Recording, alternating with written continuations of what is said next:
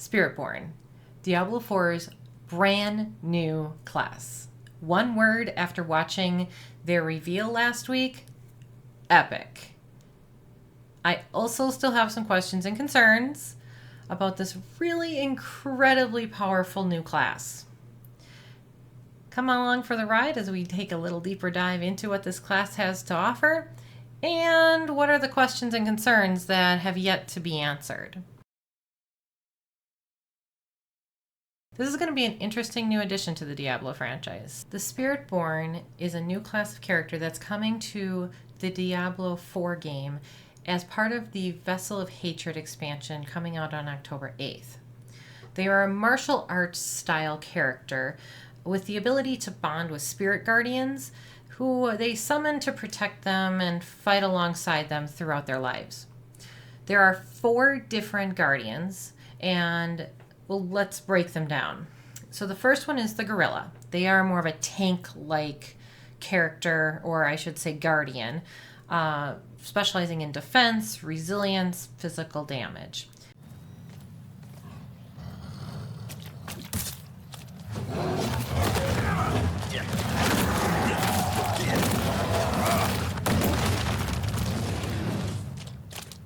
Then we've got the jaguar, who is all about speed and aggressive physical strikes. This one, for those of you that are maybe a little bit more millennial with me, maybe zennial, since I'm right on the edge of that, you may remember the X-Men Legends and Marvel Ultimate Alliance games. This one reminds me, just from the watching the gameplay, a little bit more of like Wolverine. The slash and, very fast, quick physical attacks. Then you've got the centipede, which is about balance and physical damage and healing and taking of damage through draining of life, but then healing of your character. This one's interesting because I don't usually think of healing from a centipede, but I guess that comes from the Aztecs' history and from other cultures that I haven't done a lot of research on. So that's really interesting, and I love the fact that they actually based that in history and lore of other cultures. And then there's the eagle, which is all about mobility and precise strikes with lightning control. And this one shows in gameplay a lot more jumps and fast movement. That I remember when I was playing Diablo II, I really struggled as a sorceress with the teleport skill while playing co-op with Gaiark, because all of a sudden sorceress would jump all the way across the screen and I couldn't find her. She'd be gone, and the game just couldn't adjust for the fact that my character went one way and his character went the other way.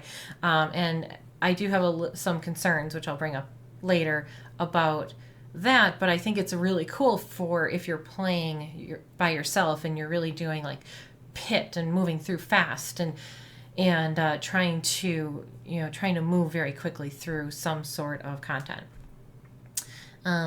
Someone did mention it has kind of a Power Rangers kind of feel with the whole gorilla, jaguar kind of concept. Yes, I 100% fully agree that this got a little bit of cheese in there. But I'm going to put that aside because it is really a cool concept. So I do want to take a moment, because nobody has said this in the videos that I've watched. Wow. First of all, I do want to say, Diablo team, what an amazing job creating a character completely from scratch, from bringing it in and integrating it into the existing lore, creating a storyline around it, but also just the physical beauty of what we've seen with this character in the gameplay. It's really pretty. This game isn't exactly known for its prettiness. I've said that before in other videos, but it's a very intricate design, and that takes a lot of talent. And I really want to call out the designers and say, hey, you know what? I acknowledge you for this incredible work, because I think people get so caught up on, this doesn't have the skill I want, or this doesn't have the right whatever, that we miss all the additional work that goes into this game. So for those of you that are on that team, thank you for all of the incredible design work that you have done, both with the character and with the actual world that you've created. Okay, that's my little side note, and thank you. So back to the character. Now, I haven't played the character myself. I didn't get that opportunity to go out to Diablo and get to experience the character, but I've now had the opportunity to watch all of the videos. And from what they have shared, roundabouts, when you hit level 15, you're going to be able to open what is called the Spirit Hall. And in the Spirit Hall, you get an opportunity to pick one of the guardians as your primary guardian. And that guardian is going to essentially imprint a theming of skills onto your character. This is going to impact your skill tree as well as your character gameplay. Then somewhere roundabouts character 30, and we're not entirely certain when, because the content creators that went out that had the opportunity to play started their characters at level 30 and stayed at level 30. So they weren't actually starting at level 1 and playing through. They had the second section open, so we're assuming somewhere around level 30 you get the second one, and that one allows you to add an additional spirit guardian, which augments your play style even a bit further. By adding these skills to your skill tree, it allows us to not have to rely quite so heavily on the aspects that are added to our gear, and allows us to have a much more customizable experience with our builds. When it comes to the different guardians, you can mix and match all 4 of them. So you could pick a gorilla and a centipede, you could pick a gorilla and an eagle, you could pick an eagle and a jaguar. It's completely up to you based on the kind of build and the kind of gameplay that you want to play. From what the players were saying, the centipede seems to be right now the most enjoyed during the test, just from a playability standpoint, but also like a damage and a visual play. But they're, again, they are the first ones to say they're at level 30. They're not sure what that's going to do and how that's going to feel as the character grows and gets towards end game. So it's going to be fun to watch. One of the questions that came up was, why Spiritborn? Why create a Spiritborn brand new class when everyone's calling for like a paladin? And they answered that question. Essentially what they said is they didn't want to limit themselves. They really wanted to start something brand new. They wanted to be able to get their creative juices flowing and start and create something that had no limitations. Where if you start with a class that's already in existence, like say the paladin, we have past experience with the paladin. They have certain skills. So if we hear paladin, we are going to expect to have a sword and a shield. We're going to expect to have certain types of things. And they wanted to really take an opportunity and be like, we want to create something completely fresh with no limitations, based on existing background, history, whatever. And honestly, I think this is the best thing that they could have done. It was a risk because, the Diablo community can be a little rough, but I think it was one of the best things that they could have done, because what they have created is really an exceptional creation, for lack of a better term. The design, the intricacy, the way they thought through how these different guardians can work together and how it builds and plays, and there's so many layers. It's a really incredible new concept. And I think this was a smart move. They needed something fresh in this game. At the time of this recording, we are still in Season 4. And Season 4 has been all about Loot Reborn. It's been about trying to fix the equipment challenges, and there are still equipment challenges. Master crafting is quite possibly my least favorite thing on the planet right now. But we're getting there, right? It was a huge step forward from where we were. So now they're taking this whole concept and they're saying, you know what?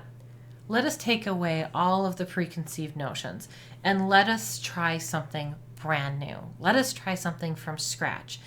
And they did a really nice job. They really did. Kudos, you guys, for doing something different and going with your guts, I guess. Because so far from what we've seen, it looks pretty amazing. The thing I really like about this class is the versatility of this build. The ability to mix and match the different spirit guardians is one thing, but then also being able to add in all of the different aspects that they're talking about takes this whole build concept to a whole nother level. Now, I'm not a build person. I'm not a math person. And those of you who are the incredible math wizards that you are that put these builds together, first of all, thank you, because not my genius, not my space. I think it's going to allow for some really diverse playability within one class, because you can mix and match all of these different things. And it almost feels like this one class could be 4 classes in one. So again, I'm kind of curious how this is gonna all come together. All right, so pros and cons. After watching the testers play, after listening to the breakdowns, after watching the reveal, what are some of the things that I still have out in my head that are coming to me? One of the pros is how versatile that this class looks like it's going to be. It looks like it's going to be a lot of fun to experiment. The possibilities seem to be endless. The con of that is, of course, for players who don't have a lot of time to play, because they don't have as much time to experiment, especially in the beginning when there are so many possibilities, and the content creators who do these builds, thank you, by the way, don't have the pre-access to be able to build them ahead of time. There's going to be a learning curve, and that's going to take time before these builds are optimized. So there's going to be this, oh, I started building it this way and now they're telling me to build it another way. Yep, that's going to happen. We as players need to take a step back and breathe, because our content creators are as human as we are. They just maybe have a higher level of math skills than we do and enjoy doing it. Maybe that's what it is that they enjoy doing it more. Also a pro in this game, the visual real estate. The visuals are absolutely incredible. You can see that in some of the clips that I've got here. It's really a fun build to watch. Looks like it's going to be a fun build to play. It has some amazingly designed graphics, and it takes a lot of screen space up. I already have problems. My Gaiark is playing a necromancer. I am playing at this point now a barbarian. I can't tell you how many times I can't find my character in the melee. It is an absolute chaotic mess. So we're here playing coach co-op, boom, boom, boom, and I literally am like, where's my character? Because there's so much going on the screen. And yes, we have a lot of the extra numbers and things turned off already. So with that same concept in mind, I strongly suspect this could go down that same path. Now you put 2 of them together, it's going to be very, very difficult, I suspect. Unless they've already thought about this.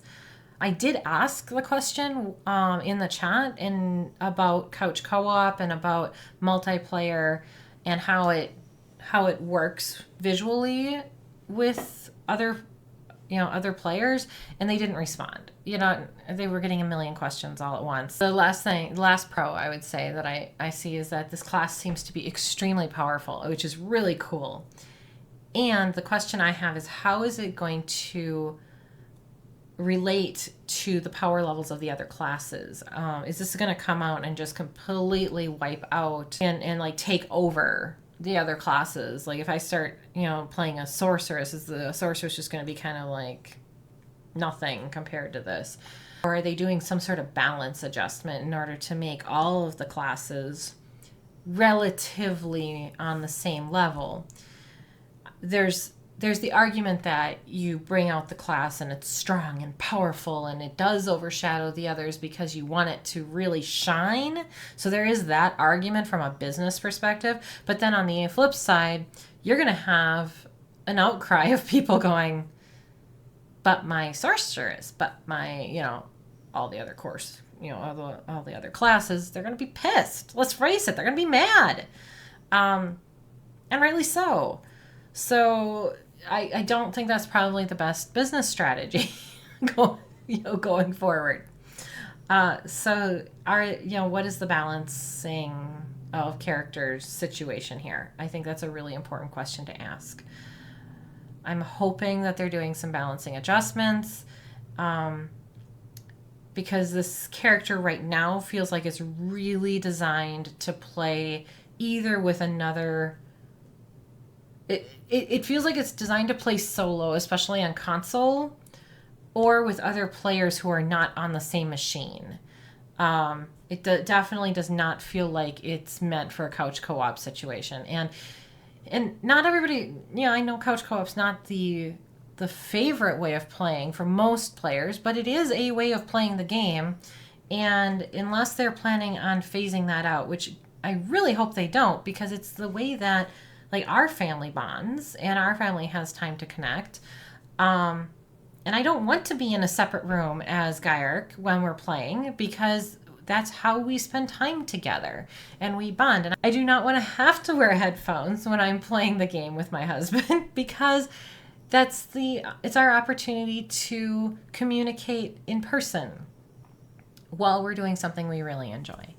So I'm hoping that they are taking all of this into account. So Spiritborn, fabulous new class that I'm really excited about. Comes out October 8th as part of the Vessel of Hatred expansion. Yes, it is technically behind a paywall. Am I upset about that? A little bit, but that's how this is how it goes. I mean, every game seems to put out a DLC that at some point, especially games that are doing really well of this nature, that cost money. There are several different levels depending on how badly you want the cat. I want the cat to ride it. Yeah, okay. Along with the Vessel of Hatred expansion, you're not just getting the new class, you're also getting a whole new map, an expansion of the main storyline. You're getting new enemies to battle. You're getting new dungeons. You're getting new weapons. There's so much to this new expansion. And honestly, you guys, the amount of work that it takes to put out this level of an expansion, because it looks like it's going to be pretty massive, you got to fund it somehow. And I can guarantee they're not getting the funding through the premium shop. So, you choose. You make the choice. Is it worth buying it? I don't know. To be perfectly honest, I haven't played it. It's going to be very hard to say. Am I going to buy it? Yes. Am I going to buy it on multiple machines? Yes. Why am I buying it on multiple machines? That's actually an interesting question. So Gaiark and I play on the PlayStation, and we play couch co-op. When we started the game, I bought it under his account, which means that any purchases that are made for expansions and things like that are attached to his Blizzard account. It is important to note that on the PlayStation, I will get access to the DLC, the downloadable content, when I log in through my login. And I can play that content. However, I won't get access to any of the extra cosmetics, such as cat, any of the other cosmetics that come along with that deluxe edition. Only the purchasing account will get that. And that is why I will need to purchase that on the PC instead of the PlayStation if I want access to that, so that it attaches directly to my Blizzard account. And we will see if it actually transfers over to the PlayStation. That is the end of this video. If you have some questions, please plop them into the chat below. Please subscribe. We are trying to grow the channel, and the faster we grow the channel, the faster we will be able to get monetized, and the faster we will be able to hire a video editor, which will mean that I can get these videos out faster and we can dive deeper into this content. And that would be really important. You know, that's really important to me. I really want to give you guys some really powerful content that's really supportive of your gameplay. So please help support us, and like this video. Let us know what information you'd like to know more about, and what we can do to better support you as a player. Thank you all, and have a great day. Happy gaming.